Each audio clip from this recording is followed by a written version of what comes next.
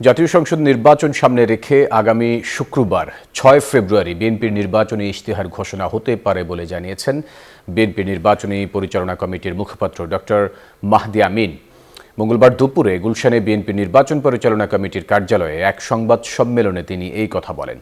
BNP বিভিন্ন শ্রেণী পেশার মানুষের সাথে এবং সাংগঠনিক কাঠামো ব্যবহার করে দেশব্যাপী ইশতেহার এবং ৩১ দফার ২৭ দফা নিয়ে অনেকগুলো কর্মসূচি গ্রহণ করেছে বলেও জানান মাহদি আমিন।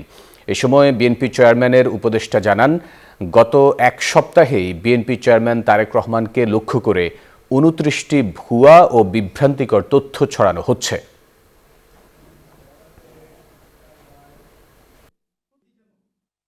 আমরা ইতিমধ্যে ইশতেহারের কাজ অনেকটুকু গুছিয়ে এনেছি।